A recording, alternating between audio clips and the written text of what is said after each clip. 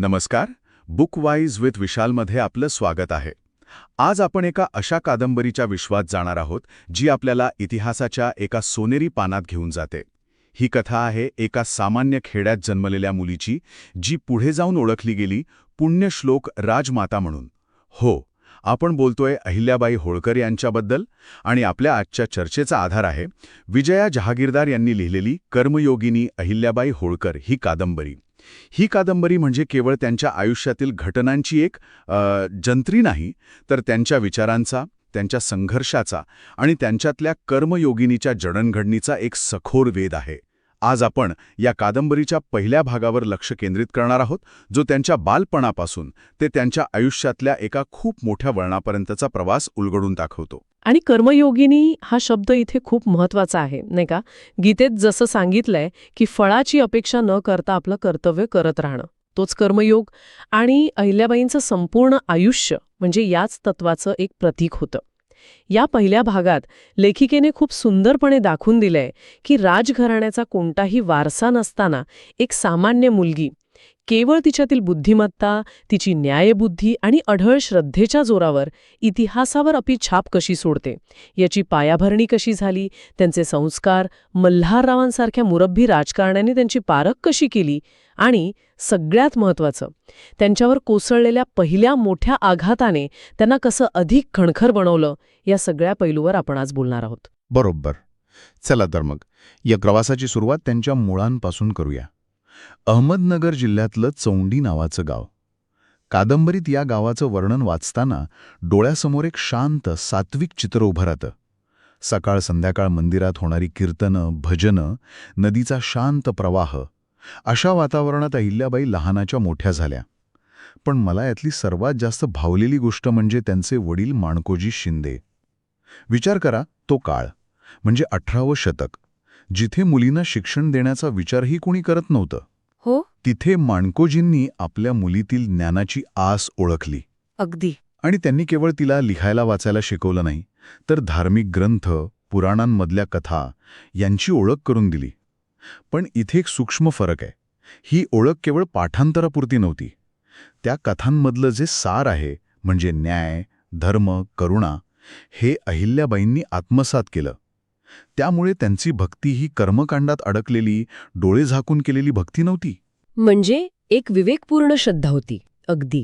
त्यांना हे लहानपणीच उमगलं होतं की देव केवळ मूर्तीत नाहीये, तर तो प्रत्येक गरजू माणसात आहे आणि त्याची सेवा करणं हेच खरं कर्तव्य आहे. आणि याचा प्रत्यय आपल्याला कादंबरीतील त्या प्रसंगांमध्ये मिळतो, जिथे लहानगी अहिल्या गावातील छोटी मोठी भांडणं सोडवताना दिसते. हे प्रसंग वाचताना कधीकधी प्रश्न पडतो की हे ऐतिहासिक सत्य आहे की लेखिकेने त्यांच्या भविष्यातील प्रतिमेला अधिक बळकट करण्यासाठी वापरलेली ही एक साहित्यिक कल्पना आहे. हा खूप चांगला मुद्दा आहे. यातला प्रत्येक प्रसंग 100% खरा असेलच असं नाही. पण लेखिकेचा उद्देश इथे केवळ इतिहास सांगणं नाही, तर अहिल्याबाईंचं व्यक्तिमत्व घडवणारे घटक दाखवणं आहे. हे प्रसंग त्यांच्यातल्या नैसर्गिक प्रज्ञेकडे, निष्पक्षपातीपणाकडे आणि परिस्थितीचं अचूक विश्लेषण करण्याच्या क्षमतेकडे बोट दाखवतात.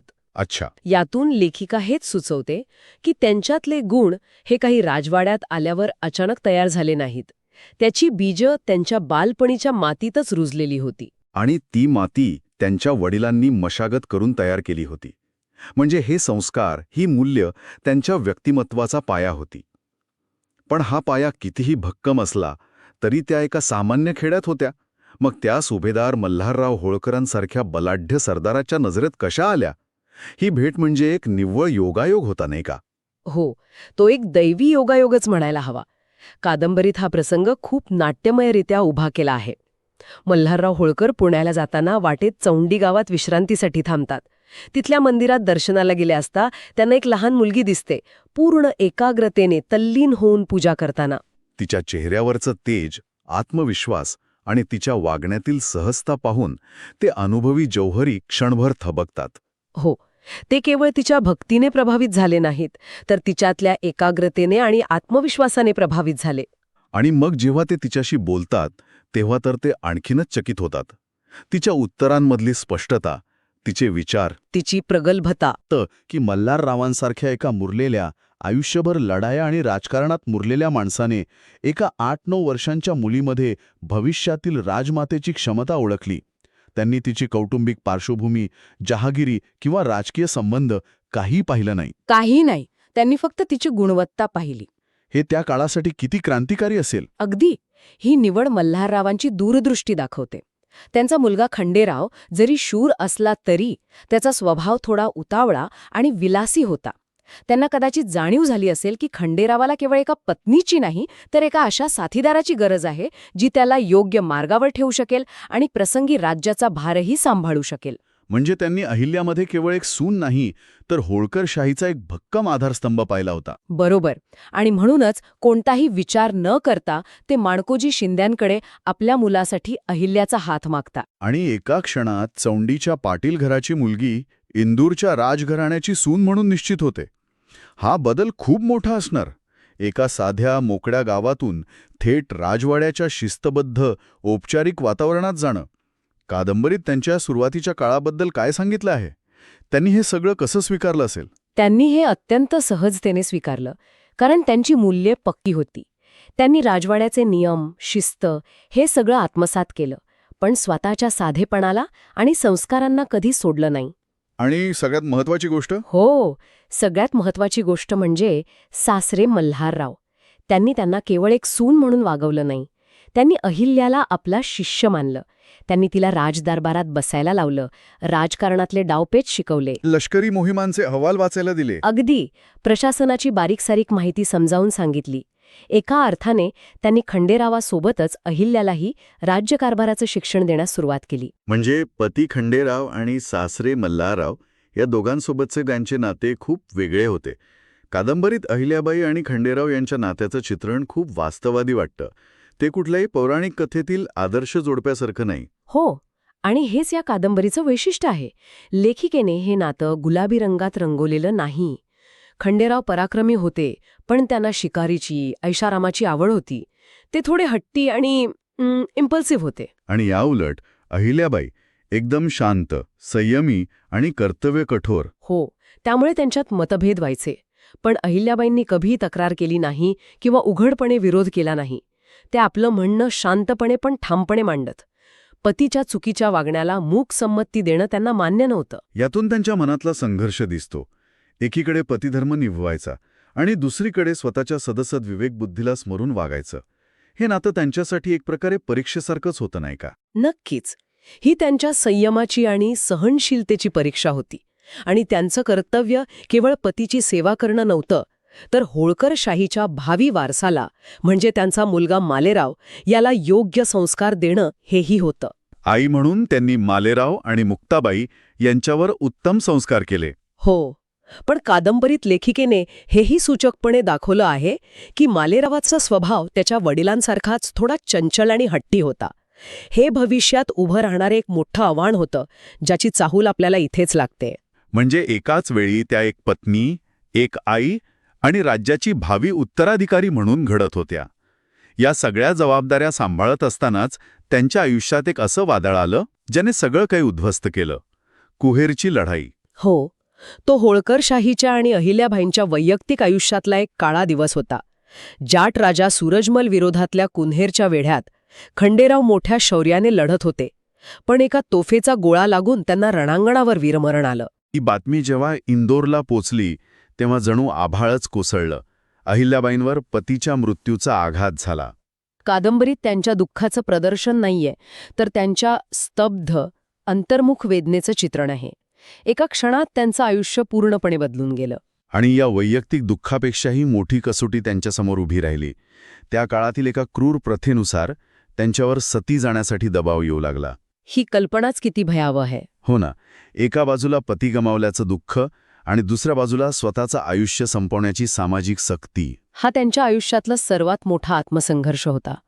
विचार करा, एका बाजूला परंपरा होती, समाज होता, आणि दुसऱ्या बाजूला होती त्यांची 2 लहान मुलं, मालेराव आणि मुक्ताबाई, आणि होळकरशाहीची प्रजा, ज्यांना आता त्यांच्या आधाराची गरज होती. हा निर्णय फक्त जगण्या मरण्याचा नव्हता. नाही, तो कर्तव्य आणि परंपरेमधील निवडीचा होता. आणि याच निर्णायक क्षणी त्यांचे सासरे मल्हारराव होळकर, एका पित्याच्या भूमिकेत त्यांच्या पाठीशी उभे राहिले. स्वतः पुत्रशोकाने व्याकुळ झालेले असूनही त्या माणसाने दाखवलेला संयम आणि दूरदृष्टी अविश्वसनीय आहे. खरंय, त्यांनी आपलं वैयक्तिक दुःख राज्याच्या भवितव्यापेक्षा मोठं मानलं नाही. ते अहिल्याबाईंकडे गेले आणि त्यांनी तिला सती जाण्यापासून रोखलं. कादंबरीतील तो संवाद खूपच प्रभावी आहे. ते तिला म्हणाले, तू सती जाऊन काय साध्य करणार? माझ्या मुलाने जे कार्य अर्धवट सोडलं आहे ते तुला पूर्ण करायचं आहे. ही प्रजा, हे राज्य, ही तुझी मुलं आहेत. त्यांना सोडून जाणं हा धर्म नाही. हो, हे शब्द केवळ एका सासऱ्याचे नव्हते, तर एका राजाचे होते, जो आपल्या राज्याचा भविष्यकाळ एका सक्षम व्यक्तीच्या हाती सोपवत होता. या एका निर्णयाने केवळ अहिल्याबाईंचा जीव वाचवला नाही, तर संपूर्ण होळकरशाहीच्या इतिहासाला एक नवी दिशा दिली. जर त्या दिवशी मल्हाररावांनी हा निर्णय घेतला नसता तर कदाचित आज आपण ज्या पुण्यश्लोक अहिल्याबाईंना ओळखतो त्या इतिहासात घडल्याच नसत्या. अगदी बरोबर. आणि इथेच त्यांच्या आयुष्याच्या दुसऱ्या अध्यायाची सुरुवात झाली. त्यांनी आपल्या वैयक्तिक दुःखाला, आपल्या पतिवियोगाच्या शोकाला लोककल्याणाच्या मार्गावर वळवलं. त्या दुःखात खचून न जाता त्यातून त्या अधिक कणखर, अधिक डिटर्मिंड होऊन उभ्या राहिल्या. एका पत्नी आणि आईच्या भूमिकेतून आता त्या एका राज्याच्या संरक्षक आणि भावी राज्यकर्तीच्या भूमिकेत प्रवेश करत होत्या. त्यांच्या कर्मयोगिनी असण्याची खरी सुरुवात इथून झाली. हो, जिथे त्यांनी स्वतःच्या भावना आणि सुखापेक्षा प्रजेचं हित आणि राज्याचं कर्तव्य श्रेष्ठ मानलं. तर कर्मयोगिनी अहिल्याबाई होळकर या कादंबरीचा पहिला भाग आपल्याला एका अशा वळणावर आणून सोडतो, जिथे एक तरुण विधवा राणी आहे, जिच्यासमोर दुःखाचा डोंगर आहे, पण खांद्यावर राज्याच्या संरक्षणाची प्रचंड मोठी जबाबदारी आहे. त्यांच्या बालपणीचे संस्कार, त्यांची विवेकबुद्धी आणि त्यांच्यावर आलेले हे संकट, या सगळ्यांनी मिळून त्यांच्या भविष्यातल्या महान कार्याची एक भक्कम पायाभरणी केली होती. आजची चर्चा संपवताना एक विचार मनात घोळतोय. अनेकदा आपण आपल्या आयुष्यातल्या संकटांमुळे खचून जातो, तक्रार करतो. पण एखादी व्यक्ती आपल्या आयुष्यातील सर्वात मोठ्या शोकांतिकेचं रूपांतर सार्वजनिक सेवेच्या सर्वात मोठ्या संधीमध्ये कसं करू शकते? पतीच्या निधनानंतर सती जाण्याची प्रथा झुगारून प्रजेसाठी जगण्याचा निर्णय घेणं हे त्या काळात सामाजिक क्रांतीपेक्षा कमी नव्हतं. अहिल्याबाईंच्या सुरुवातीच्या आयुष्यातून आजच्या काळात आपण कोणती प्रेरणा घेऊ शकतो, हा प्रश्न विचार करण्यासारखा आहे. निश्चितच. आजची ही सखोल चर्चा जर आपल्याला आवडली असेल तर बुकवाईज विथ विशालला नक्की लाईक करा, आपल्या मित्रमैत्रिणींसोबत शेअर करा आणि चॅनलला सबस्क्राईब करायला विसरू नका.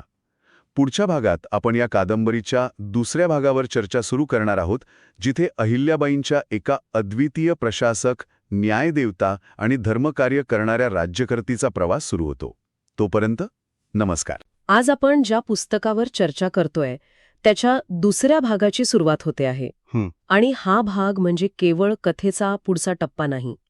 हा अहिल्याबाई होळकरांच्या आयुष्याला कलाटणी देणारा एक अत्यंत महत्वाचा आणि तितकाच खरं तर वेदनादायी अध्याय आहे. बरोबर.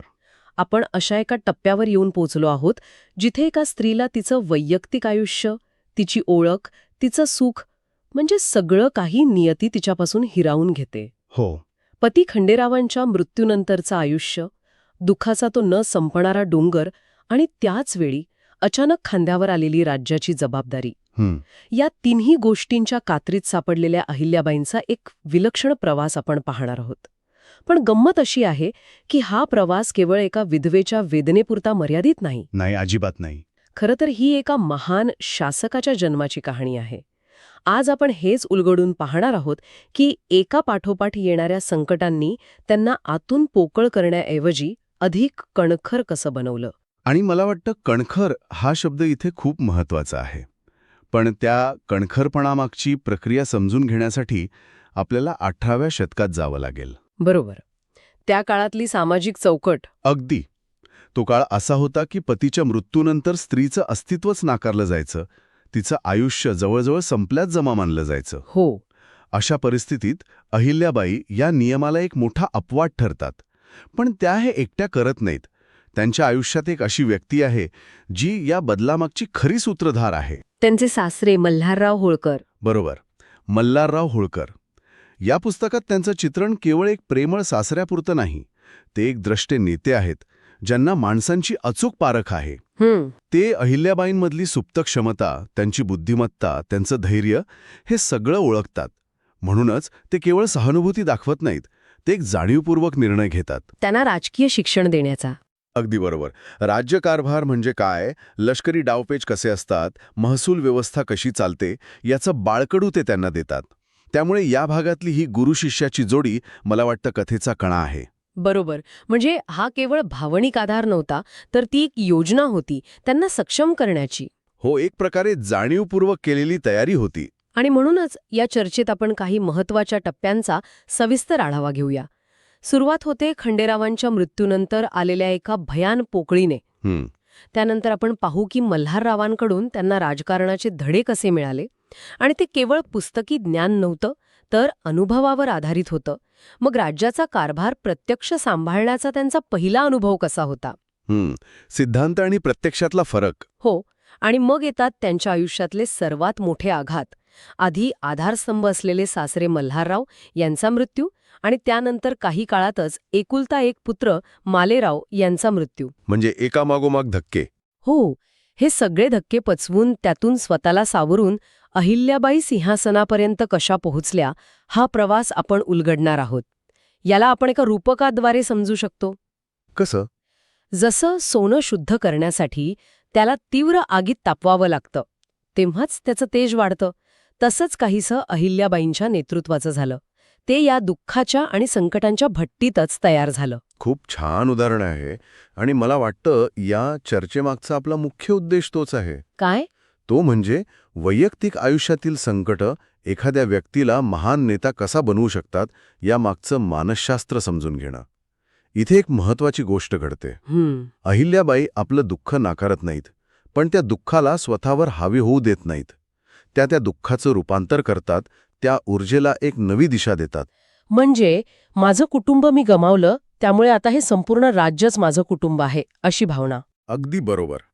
वैयक्तिक वेदनेला सार्वजनिक सेवेशी जोडण्याची ही जी किमया आहे, तीच त्यांच्या कर्मयोगाचा पाया ठरते. चला तर मग या प्रेरणादायी प्रवासातील प्रत्येक टप्प्याचा आणि त्यातील खाचखळग्यांचा सखोल आढावा घेऊया. पुस्तकाच्या या भागाची सुरुवात खंडेरावांच्या मृत्यूनंतरच्या राजवाड्यातील जड आणि निःशब्द वातावरणाने होते. राजवाडा तोच असतो, वैभव तेच असतो, पण तिथलं चैतन्य, तो जिवंतपणा पूर्णपणे हरवलेला असतो. लेखिका विजया जहांगीरदार यांनी विधवा स्त्रीवर लादल्या जाणाऱ्या सामाजिक बंधनांचं अतिशय संयत पण तितकंच भेदक वर्णन केलं आहे. जसं की रंगीत वस्त्र आणि अलंकारांचा त्याग. हो, आणि कोणत्याही समारंभात सहभागी न होणं. अहिल्याबाई हे सर्व बाह्य नियम अगदी शांतपणे पाळतात. त्यांच्या वागण्यात कोणताही बंडखोरपणा दिसत नाही. आणि इथेच एक सूक्ष्म पण महत्वाचा मुद्दा दडला आहे. त्या बाह्य नियम पाळत असल्या तरी मनाने त्या खचत नाहीत, कोलमडून पडत नाहीत. जो त्यांच्या पुढील आयुष्याची दिशा ठरवतो. तो कोणता विचार? तो विचार म्हणजे माझं आयुष्य आता वैयक्तिक राहिलं नाही, ते माझं सुखदुःख आता माझं एकटीचं नाही, ते या प्रजेचं आहे. हो, हाच त्यांच्या कर्मयोगी जीवनाचा पाया ठरतो. मानसशास्त्राच्या भाषेत सांगायचं झालं तर त्या आपल्या दुःखाला रिपर्पज करतात, म्हणजे त्या ऊर्जेला एक नवीन मोठा उद्देश देतात. वैयक्तिक दुःखाला एका मोठ्या उदात्त ध्येयाशी जोडण्याची ही पहिली आणि सर्वात महत्वाची पायरी होती, नाही का? अगदी. आणि या मानसिक बदलाच्या काळात मल्हारराव होळकर केवळ एक सासरे म्हणून नाही, तर एक गुरु आणि पालक म्हणून त्यांच्या पाठीशी खंबीरपणे उभे राहतात. हो. ते त्यांना राजकारण, लष्करी डावपेच, राज्याचा महसूल कसा गोळा होतो आणि तो कुठे खर्च होतो, अशा अनेक गुंतागुंतीच्या गोष्टी समजावून सांगतात. पण मला एक प्रश्न पडतो, हे शिक्षण केवळ एकतर्फी होतं का? म्हणजे मल्हारराव सांगायचे आणि अहिल्याबाई ऐकायचे इतकंच? नाही, अजिबात नाही. आणि हेच मल्हाररावांच्या द्रष्टेपणाचं आणि अहिल्याबाईंच्या बुद्धिमत्तेचं लक्षण आहे. मल्हाररावांनी त्यांना केवळ सहानुभूती दिली नाही, तर त्यांना सक्षम बनवलं. अगदी बरोबर. तू विधवा आहेस, तुझं आयुष्य संपलं असं न म्हणता, तू या राज्याची सून आहेस आणि तुझ्यात हे राज्य सांभाळण्याची क्षमता आहे, हा विश्वास त्यांनी दिला. पुस्तकात एक फार सुंदर प्रसंग आहे. ते अहिल्याबाईंना दरबारात बसवायचे, पण केवळ प्रेक्षक म्हणून नाही. मग कशासाठी? एखादा वाद आला की ते दोन्ही बाजू ऐकून घ्यायचे आणि मग अहिल्याबाईंना विचारायचे, तुमचं काय मत आहे, तुम्ही असता तर काय निर्णय दिला असता? अरे वा. सुरुवातीला त्या संकोच करायच्या, पण हळूहळू त्या केवळ मत मांडू लागल्या नाहीत, तर प्रश्न विचारू लागल्या, आपल्या शंका उपस्थित करू लागल्या. म्हणजे एका स्त्रीने, विशेषतः एका विधवेने दरबारात बसून निर्णय प्रक्रियेत सहभागी होणं ही त्या काळात एक क्रांतिकारी गोष्ट होती. हो, आणि यातूनच लेखिकेने त्यांची जिज्ञासू आणि विचारशील वृत्ती प्रभावीपणे दाखवली आहे. म्हणजे हे एक प्रकारे ऑन द जॉब ट्रेनिंग होतं. त्यांना प्रत्यक्ष अनुभवातून शिकवलं जात होतं. बरोबर. याचा अर्थ मल्हाररावांना तेव्हाच खात्री पटली होती की भविष्यात राज्याची धुरा अहिल्याबाई सांभाळू शकतात. मला वाटतं याचं उत्तर हो आणि नाही असं दोन्ही आहे. एकीकडे त्यांना सुनेच्या क्षमतेवर पूर्ण विश्वास होता, पण दुसरीकडे तो काळच खूप अस्थिर होता. सत्ता संघर्षाचा काळ. हो, मराठा साम्राज्यात पेशवे, वेगवेगळे सरदार, सगळीकडे सतत संघर्ष सुरू होता. होळकर घराण्यालाही अंतर्गत आणि बाह्य आव्हानांना तोंड द्यावं लागत होतं. अशा परिस्थितीत जेव्हा मल्हारराव मोहिमांवर जायचे तेव्हा राज्याची जबाबदारी कोणावर तरी सोपवावी लागायची, आणि तेव्हा ते ती जबाबदारी अहिल्याबाईंवर सोपवायचे. आणि त्या केवळ राजवाडा सांभाळत नव्हत्या. नाही, त्या प्रत्यक्ष न्यायनिवाडे करायच्या, लोकांच्या तक्रारी ऐकून घ्यायच्या, महसुलाचे प्रश्न सोडवायच्या. म्हणजे इथेच त्यांना पहिल्यांदा सत्तेची चव आणि जबाबदारीची जाणीव झाली. मग लोकांची प्रतिक्रिया काय होती? एका स्त्रीने दिलेले निर्णय ते सहज स्वीकारत होते का? सुरुवातीला नक्कीच थोडा विरोध झाला असणार, पण इथेच त्यांच्यातील प्रशासकीय कौशल्याची खरी ओळख लोकांना पटते. म्हणजे लोकांना जाणवायला लागतं की राजवाड्यात बसलेली ही स्त्री केवळ नावाला नाहीये, तर ती खरोखर लोकांचं ऐकते, त्यांचे प्रश्न समजून घेते आणि त्यावर निष्पक्षपातीपणे निर्णय देते. सत्ता म्हणजे केवळ अधिकार गाजवणे नाही, तर ती एक मोठी जबाबदारी आहे हे त्यांच्या प्रत्येक कृतीतून दिसायला लागतं. बरोबर. हा त्यांच्या भविष्यातील कारकिर्दीचा एक प्रकारे सरावच होता, जो नियतीने त्यांच्याकडून करून घेतला. पतीच्या मृत्यूनंतरचा धक्का ताजा असतानाच काही वर्षांतच मल्हाररावांचा मृत्यू होतो. हा अहिल्याबाईंसाठी दुसरा आणि खूप मोठा धक्का असतो. हो, कारण आता त्यांचा आधारस्तंभ, त्यांचे गुरु, त्यांचे मार्गदर्शक सगळंच कोसळतं. कादंबरीतल्या वर्णनानुसार त्यांच्या डोळ्यात अश्रू असले तरी चेहऱ्यावर एक विलक्षण संयम असतो. त्या मनोमन शपथ घेतात की मल्हाररावांनी जी मूल्य आणि जे विचार दिले आहेत त्यांचं मी माझ्या शेवटच्या श्वासापर्यंत रक्षण करीन. आणि हा त्यांच्या आयुष्यातला एक निर्णायक क्षण आहे, एक टर्निंग पॉइंट. इथून पुढे त्या पूर्णपणे स्वतंत्र होतात. त्यांच्यावर आता कोणाची सावली नाही. हो, त्यांना स्वतःचा मार्ग शोधायचा आहे.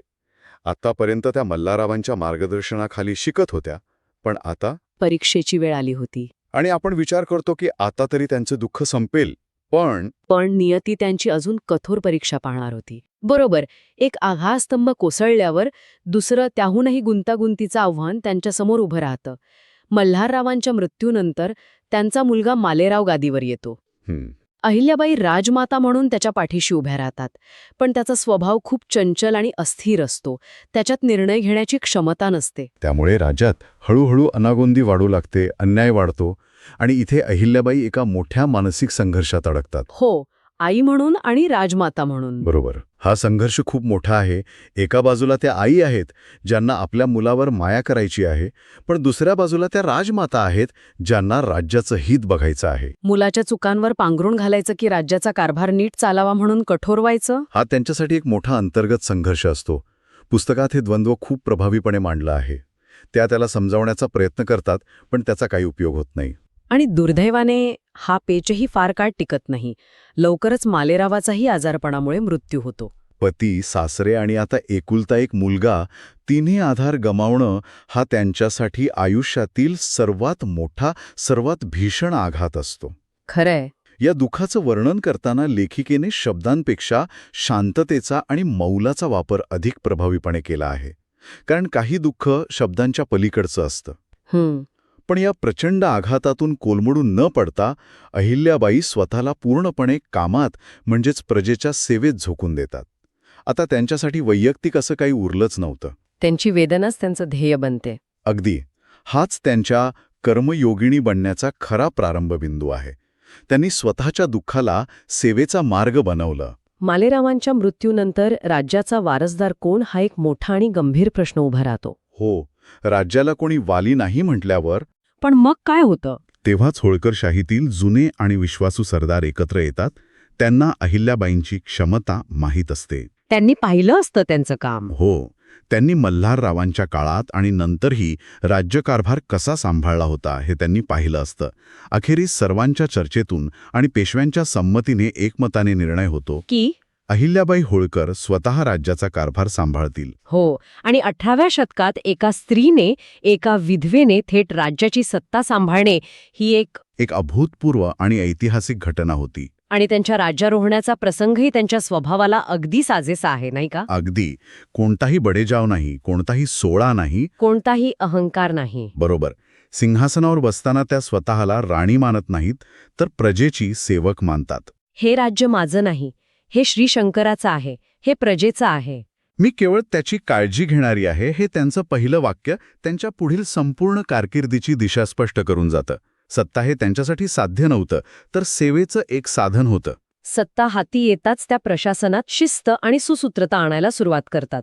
सर्वात आधी त्या न्यायव्यवस्थेत सुधारणा करतात. हो, कारण त्यांना माहीत असतं की राज्याचा पाया न्यायावर उभा असतो. गरीब असो वा श्रीमंत, सरदार असो वा सामान्य सैनिक, प्रत्येकाला समान न्याय मिळाला पाहिजे हा त्यांचा ठाम आग्रह असतो. त्यांच्या प्रत्येक निर्णयामध्ये आपल्याला करुणा आणि व्यवहारज्ञान यांचा एक सुंदर मिलाप दिसतो. उदाहरणार्थ त्या शेतकऱ्यांवर अन्यायकारक कर लादत नाहीत आणि दुष्काळासारख्या आपत्तीच्या काळात करमाफीही देतात. यामागे केवळ दया नाही, तर एक दूरदृष्टी आहे. त्यांना हे पक्क माहीत होतं की समाधानी आणि सुखी प्रजा हेच एका स्थिर राज्याचं खरं गमक आहे. जर प्रजा आनंदी असेल तरच राज्य सुरक्षित राहील. म्हणजे त्यांचा धर्म हाच त्यांचा अर्थ, म्हणजेच अर्थनीती होती. दोन्ही गोष्टी वेगळ्या नव्हत्या. अगदी बरोबर. पण हे सगळं इतकं सोपं नक्कीच नसेल. एक बाई राज्य कसं चालवणार असा प्रश्न विचारून त्यांना विरोधही झाला असेलच. नक्कीच झाला. काही सरदारांनी आणि पुरुषप्रधान मानसिकतेच्या लोकांनी उघडपणे प्रश्न विचारले. पण इथे अहिल्याबाईंचं वेगळेपण दिसतं. त्या वादात पडत नाहीत. नाही, त्या अशा लोकांशी तोंडी वादात पडत नाहीत. पुस्तकात एक प्रसंग आहे जिथे एक दरबारी त्यांच्या अधिकारावर शंका घेतो. त्याला उत्तर देण्याऐवजी अहिल्याबाई त्याच्यासमोर एक अत्यंत गुंतागुंतीचा जमिनीचा वाद ठेवतात आणि त्याला सोडवायला सांगतात. अच्छा. तो दरबारी गोंधळून जातो. तेव्हा अहिल्याबाई शांतपणे त्या वादाचा असा काही तोडगा काढतात की दोन्ही पक्ष समाधानी होतात. म्हणजे त्यांनी शब्दांनी नाही तर आपल्या कर्तृत्वाने उत्तर दिलं. बरोबर. त्यांचा संयम आणि त्यांची स्पष्ट निर्णय शक्ती हळूहळू सर्वांचा आदर मिळवते, अगदी त्यांच्या शत्रूंचा सुद्धा. आणि त्यांची धार्मिकता सुद्धा केवळ कर्मकांडांपुरती मर्यादित नव्हती, नाही का? अजिबात नाही. माणसाची सेवा केल्याशिवाय देवपूजा अपूर्ण आहे हे त्यांचं तत्वज्ञान होतं. म्हणूनच त्यांनी देशभरातील अनेक मंदिरांचा जीर्णोद्धार केला, काशी विश्वेश्वरासारख्या मंदिराची पुनरुभारणी केली, अनेक ठिकाणी घाट बांधले. पण त्याचबरोबर त्यांनी अन्नछत्र उघडली, पाणोठे बांधले आणि प्रवाशांसाठी रस्ते सुरक्षित केले. हो, त्यांच्यासाठी देव दगडात नव्हता तर तो माणसांत होता. लोकांच्या गरजा पूर्ण करणं हीच त्यांच्यासाठी सर्वात मोठी पूजा होती. हाच त्यांच्या कर्मयोगाचा खरा अर्थ आहे. आपलं प्रत्येक कर्म हे लोकांच्या भल्यासाठी असलं पाहिजे. तर पुस्तकाच्या या दुसऱ्या भागात आपण अहिल्याबाईंचा दुःखातून सत्तेकडे आणि सत्तेतून सेवेकडे झालेला एक अविश्वसनीय प्रवास पाहिला. ज्या स्त्रीने आपले सर्व वैयक्तिक आधार गमावले, तीच अहिल्याबाई पुढे जाऊन संपूर्ण राज्याचा, लाखो प्रजेचा आधार बनल्या. ही खरोखरच एक विलक्षण गाथा आहे. हो, आणि ही कथा आपल्याला एका खूप महत्वाच्या प्रश्नावर विचार करायला लावते. कोणत्या? आपण अनेकदा सत्ता, पद, अधिकार याला एक अंतिम ध्येय म्हणून पाहतो. पण अहिल्याबाईंची कथा हे समीकरण पूर्णपणे बदलते. ती आपल्याला विचारते, वैयक्तिक आयुष्यातील मोठे आघात एखाद्या व्यक्तीला तोडण्याऐवजी तेच एका दयाळू, संवेदनशील आणि प्रभावी नेतृत्वाचा स्रोत बनू शकतात का? वेदनेचं रूपांतर ध्येयामध्ये करण्यासाठी नक्की काय लागत असेल? स्वतःच्या दुःखाच्या पलीकडे जाऊन दुसऱ्याच्या दुःखाचा विचार करण्याची क्षमता माणसामध्ये कुठून येत असेल? नक्कीच विचार करण्यासारखा प्रश्न आहे. यासोबतच आपण आजच्या चर्चेच्या दुसऱ्या भागाच्या शेवटी आलो आहोत. पुढच्या वेळी आपण या पुस्तकाच्या शेवटच्या आणि निर्णायक भागावर चर्चा सुरू करू. हो, नक्कीच. जर तुम्हाला आमची ही चर्चा आवडली असेल तर कृपया बुकवाईज विथ विशालला लाईक, शेअर आणि सबस्क्राईब करा. भेटूया पुढच्या भागात. नमस्कार. आपल्या या विशेष चर्चेच्या अंतिम टप्प्यात तुमचं स्वागत आहे. आपण विजया जहागीरदार यांच्या कर्मयोगिनी अहिल्याबाई होळकर या कादंबरीच्या आधारे अहिल्याबाईंच्या जीवनप्रवासाचा समारोप करतोय. मागच्या भागांमध्ये आपण पाहिलं की एका सामान्य मुलीचा राजघराण्यात प्रवेश कसा झाला, त्यांना कोणते वैयक्तिक आघात सोसावे लागले आणि मग राज्यकारभाराची सूत्र त्यांच्या हाती कशी आली. तो एक संघर्षाचा काळ होता. पण आज आपण त्या पुढच्या प्रवासावर बोलणार आहोत. म्हणजे हा तो टप्पा आहे जिथे अहिल्याबाई एक शासक म्हणून प्रस्थापित झाल्या आणि जिथून त्यांचा पुण्यश्लोक होण्यापर्यंतचा प्रवास सुरू झाला. आजच्या चर्चेत आपण खूप गोष्टी पाहणार आहोत. सगळ्यात आधी त्यांच्या राज्यकारभारामागे जे एक वेगळं तत्वज्ञान होतं त्यावर बोलू.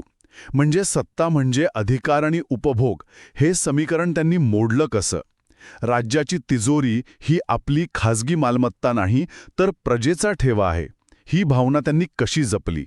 आणि राजवाड्यात राहूनही त्या एका संन्यासिनीसारख्या का जगत होत्या. त्यानंतर आपण त्यांच्या कारकिर्दीच्या सगळ्यात मोठ्या वैशिष्ट्याकडे येऊ, ते म्हणजे त्यांचं न्यायदान. त्यांची न्यायपद्धती इतकी आदर्श का मानली जाते. असं काय होतं त्या पद्धतीत की एका सामान्य शेतकऱ्यालाही थेट राजमातेसमोर आपलं म्हणणं मांडण्याची हिंमत मिळत होती.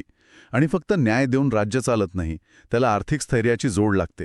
मग त्यांची आर्थिक धोरणं कशी होती, त्यांनी शेतकऱ्यालाच राज्याच्या केंद्रस्थानी का मानलं यावरही आपण बोलू. आणि या सगळ्याच्या पलीकडे जाऊन त्यांचं ते कार्य ज्यामुळे त्या केवळ माळव्याच्या नाही तर संपूर्ण भारताच्या राजमाता ठरल्या. त्यांचं भारतभर पसरलेलं लोककल्याणकारी आणि धार्मिक कार्य, काशी, गया, सोमनाथ. पण यात एक आश्चर्याची गोष्ट आहे, त्यांनी ही कामं फक्त स्वतःच्या राज्यात नाही तर शत्रूंच्या राज्यातही केली. यामागे काय विचार होता, यासोबतच त्यांच्या वैयक्तिक आयुष्यातही आपण डोकावणार आहोत. पती, सासरा, मुलगा गमावल्यानंतरचं त्यांचं एकाकीपण, त्यांची अतूट शिवभक्ती आणि सर्वात महत्त्वाचं म्हणजे 18व्या शतकातल्या पुरुषप्रधान समाजात कोणताही आरडाओरडा न करता एका स्त्रीने आपलं कर्तृत्व इतक्या शांतपणे पण ठामपणे कसं सिद्ध केलं यावरही आपण प्रकाश टाकू. आणि या सगळ्याला एकत्र बांधणारा एक धागा आहे, तो म्हणजे कर्मयोग. कर्मयोग. हो, कादंबरीच हेच दाखवते की अहिल्याबाईंचं जीवन म्हणजे गीतेत सांगितलेल्या कर्मयोगाचे एक मूर्तिमंत उदाहरण होतं. त्यांच्या प्रत्येक कृतीमागे फळाची अपेक्षा न ठेवता केवळ आपलं कर्तव्य करत राहण्याची भावना दिसते. त्यांनी सत्ता, वैयक्तिक दुःख आणि अध्यात्म यांचा जो समन्वय साधला, तो कसा साधला हे समजून घेणं हाच आजच्या आपल्या चर्चेचा गाभा आहे. अगदी बरोबर. चला तर मग सुरुवात करूया त्यांच्या शासक म्हणून असलेल्या भूमिकेपासून. सत्ता हातात आल्यानंतर आणि राज्य स्थिर झाल्यानंतर कुठलाही राजा सर्वात आधी स्वतःसाठी वैभव निर्माण करतो. पण अहिल्याबाईंनी ऐशाराम आणि वैभव या दोन्ही गोष्टींना पूर्णपणे नाकारलं. हे खूप अवघड असतं. कादंबरीत त्यांच्या राहणीमानाबद्दल असं काय वेगळं सांगितलं आहे? हो, कादंबरीत याचं खूप सुंदर वर्णन आहे. सत्ता स्थिर झाल्यावर तुकोजीराव होळकर, जे त्यांचे सेनापती होते, त्यांनी सुचवलं की आता राजमातांनी काही उंची वस्त्र, दागदागिने परिधान करावेत. राज्याच्या वैभवाला ते शोभून दिसेल म्हणून. अगदी. त्यावर त्यांचं उत्तर खूप मार्मिक होतं. त्या म्हणाल्या, राज्याचा खरा दागिना म्हणजे प्रजेच्या चेहऱ्यावरचं समाधान. वा. त्यांच्यासाठी स्वतःचं राहणीमान महत्वाचं नव्हतं. त्या पांढरी सुती साडी नेसत, अंगावर एकही दागिना नसायचा आणि त्या राजवाड्यातल्या एका लहानशा खोलीत राहत होत्या, जिथे फक्त एक गादी आणि पूजेचं साहित्य होतं. म्हणजे अक्षरशः एखाद्या आश्रमात राहाव्या तशा राहत होत्या. हो, पण या त्यागामागे, या साधेपणामागे काहीतरी मोठं तत्वज्ञान असणारच. निश्चितच. त्यांनी राज्यकारभाराकडे एक यज्ञ म्हणून पाहिलं. आता यज्ञात आपण काय करतो? अग्नी प्रज्वलित ठेवण्यासाठी समिधा अर्पण करतो. हो. त्यांच्यासाठी राज्याच्या भल्याचा अग्नी तेवत ठेवण्यासाठी स्वतःची सुख, आराम, अगदी वैयक्तिक इच्छा या सगळ्या जणू त्या यज्ञातल्या समिधा होत्या. म्हणजे त्या स्वतः जळत होत्या जेणेकरून राज्याचा प्रकाश कायम राहील. बरोबर. पती, पुत्र, सासरे गमावण्याचं दुःख, त्यांनी त्याचं रूपांतर करुणेत आणि सेवेत केलं. हा विचारच त्यांना पूर्णपणे वेगळं ठरवतो. सत्ता ही उपभोगासाठी नाही तर त्यागासाठी आहे, हे त्यांनी जगून दाखवलं. आणि हाच त्यागाचा आणि सेवेचा भाव त्यांच्या न्यायदानात उतरलेला दिसतो. आपण त्यांच्या न्यायदानाबद्दल नेहमी ऐकतो, पण ते फक्त नैतिकतेपुरतं मर्यादित होतं की त्याचा काही राजकीय पैलूही होता? हाच तर यातला सर्वात महत्वाचा मुद्दा आहे. अनेकांना वाटतं की त्यांनी न्यायदान केलं कारण त्या धार्मिक होत्या, पण खरं तर कादंबरी दाखवते की त्या एक अत्यंत कुशल राजकारणी होत्या. अच्छा. त्यांच्यासाठी न्यायदान हे केवळ पुण्य कमवण्याचं साधन नव्हतं, ते राज्य स्थिर ठेवण्याचं सर्वात मोठं शस्त्र होतं. शस्त्र. हो, त्यांचं सूत्र अगदी सोप्पं होतं. जिथे न्याय तिथे निष्ठा आणि जिथे निष्ठा तिथे बंडाळी नाही. जेव्हा सामान्य माणसाला खात्री असते की आपलं म्हणणं ऐकलं जाईल आणि आपल्याला न्याय मिळेल, तेव्हा तो राज्यासाठी जीव द्यायलाही तयार असतो. बरोबर. कादंबरीतला तो प्रसंग आठवतो जिथे एका मोठ्या सरदाराने एका गरीब शेतकऱ्याची जमीन बळकावली होती. तो सरदार राज्यासाठी महत्वाचा होता, पण अहिल्याबाईंनी निकाल शेतकऱ्याच्या बाजूने दिला. हो, आणि हे धाडस त्यांनी यासाठी केलं कारण त्यांना माहीत होतं की एक सरदार नाराज झाला तर राज्याचं फार नुकसान होणार नाही, पण जर प्रजेचा व्यवस्थेवरचा विश्वास उडाला. तर राज्याचा पायाच कोसळेल. अगदी. त्यांनी त्या सरदाराला स्पष्टपणे सांगितलं, ही प्रजा तुमची आणि माझी नाही, ही महादेवाची आहे. तिच्यावर अन्याय करण्याचा अधिकार आपल्याला नाही. त्यांनी न्यायदानासाठी स्वतःला जबाबदार धरलं. त्या रोज सकाळी ठराविक वेळी दरबारात बसायच्या. अगदी कोणीही सामान्य माणूस येऊन आपली तक्रार मांडू शकत होता. हे त्या काळात अकल्पनीय होतं. राज्य टिकवायचे असेल तर अन्याय मुळापासून उपटावा लागतो, हे त्यांचं वाक्य. हे त्यांनी फक्त म्हटलं नाही, तर ते करून दाखवलं. पण असा निष्पक्षपाती न्याय तेव्हाच देता येतो जेव्हा राज्याची तिजोरी भक्कम असते. इथूनच प्रश्न येतो त्यांच्या आर्थिक धोरणांचा. त्यांनी महसूल कसा उभा केला? कारण या सगळ्या कामांसाठी पैसा तर लागतोच. बरोबर. पण त्यांचं आर्थिक धोरण म्हणजे आजच्या भाषेत सांगायचं तर सस्टेनेबल डेव्हलपमेंटवर आधारलेलं होतं. Sustainable development? हो, त्यांच्यासाठी तिजोरी भरणं हे कधीच पहिलं ध्येय नव्हतं. पहिलं ध्येय होतं प्रजेला समृद्ध करणं. त्यांचं गणित साधं होतं, शेतकरी सुखी तर राज्य सुखी. कारण तेव्हा अर्थव्यवस्था पूर्णपणे शेतीवर अवलंबून होती. अगदी.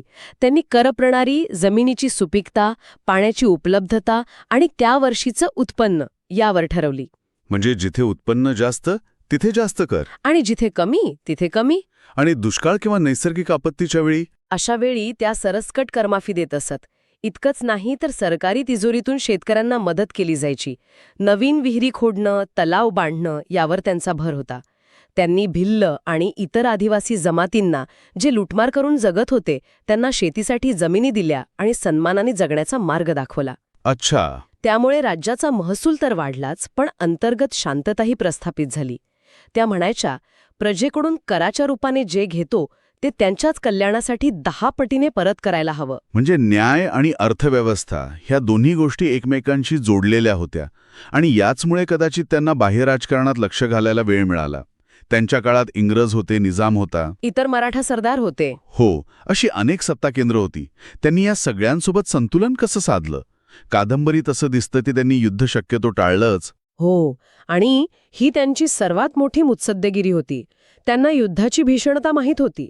युद्धात विजय कोणाचाही हो, पण हानी दोन्ही बाजूंच्या सामान्य सैनिकांची आणि प्रजेची होते. आणि राज्याची आर्थिक घडी विस्कटते. बरोबर.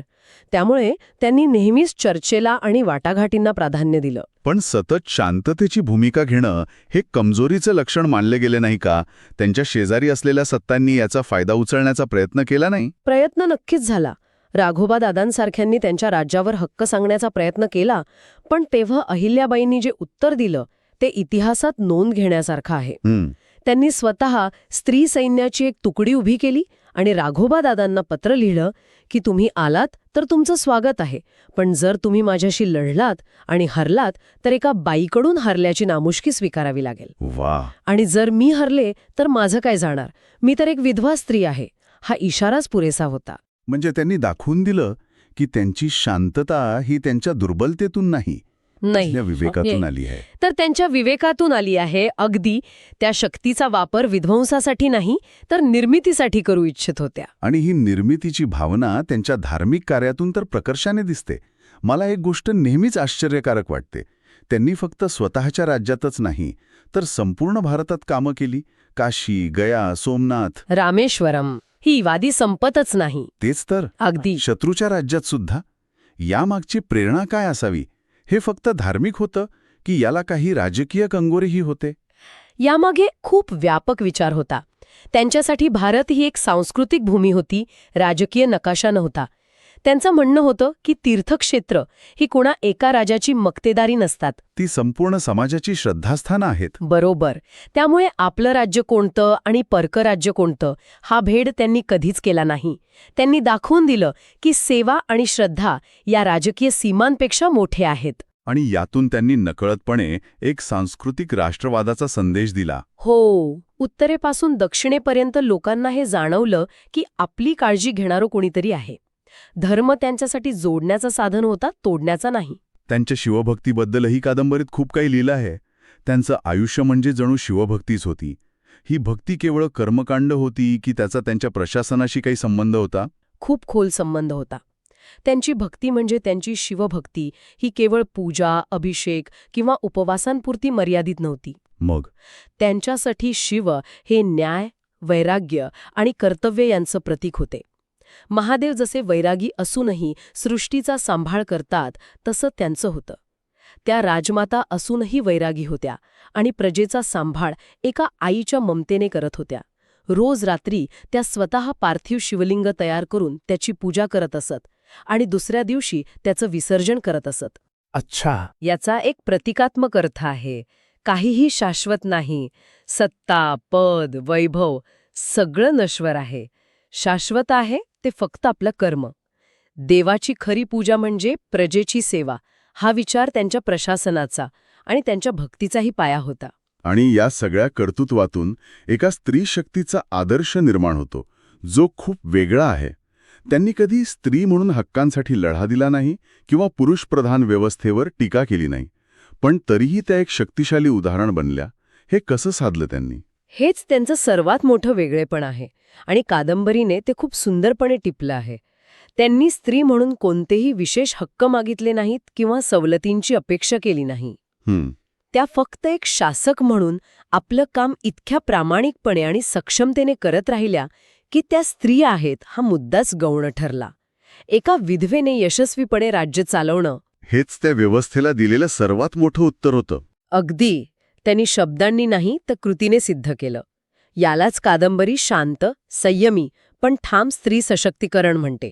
त्यांनी दाखवून दिलं की कर्तृत्वाला लिंगाचं बंधन नसतं. खरं आहे, पण एवढं सगळं करत असताना एक राजमाता म्हणून त्यांचं वैयक्तिक आयुष्य खूप एकाकी असणार. पती, सासरे, मुलगा जवळचे सगळेच सोडून गेले होते. ही भावनिक पोकळी त्यांनी कशी भरून काढली असेल? त्यांनी आपलं वैयक्तिक दुःख सार्वजनिक सेवेत विलीन केलं. तक्रार करत बसण्याऐवजी किंवा दुःखात बुडून जाण्याऐवजी त्यांनी त्या दुःखालाच आपली शक्ती बनवलं. प्रजेच्या समस्यांमध्ये ते आपलं दुःख विसरून गेल्या. हो, कादंबरीत त्यांच्या रात्रीच्या एकांत क्षणांचं वर्णन येतं. मंद दिव्याच्या प्रकाशात त्या पूजेला बसलेल्या असायच्या. तो वेळ फक्त त्यांचा आणि त्यांच्या महादेवाचा असायचा. तो शांत क्षण दाखवतात की बाह्य जगात त्या भलेही कर्तव्य कठोर राजमाता होत्या, पण आतून त्या एक साधिका होत्या. अगदी त्या एकांतात त्यांना स्वतःच्या कामासाठी ऊर्जा आणि समाधान मिळत असावं. त्यांच्या आयुष्याच्या शेवटच्या टप्प्याबद्दल कादंबरीत काय वर्णन आहे? आरोग्य खालावत असतानाही त्या शेवटपर्यंत कार्यरत होत्या असं म्हणतात. हो, अगदी शेवटच्या श्वासापर्यंत त्या राज्याच्या कामात व्यस्त होत्या. कादंबरीतील तो प्रसंग खूप शांत आणि संयत आहे.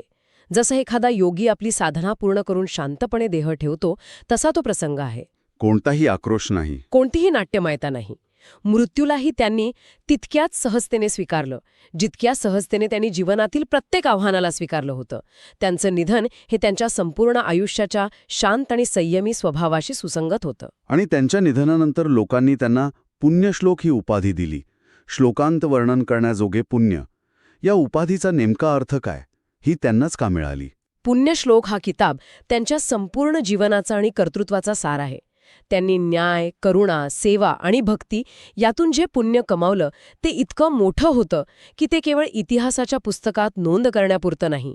तर ते श्लोकांत गाण्यासारखं आहे, पिढ्यानपिढ्या आठवण्यासारखं आहे. बरोबर. आणि ही उपाधी त्यांना कोणा राजाने किंवा दरबाराने दिली नाही. ती लोकांनी, प्रजेने उत्स्फूर्तपणे दिली.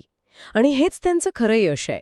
तर या संपूर्ण कादंबरीतून विजया जागीरदार जो अंतिम संदेश देतात तो कर्मयोगाचा आहे असं म्हणता येईल का? अगदी. कर्तव्य हेच खरं धर्म आहे.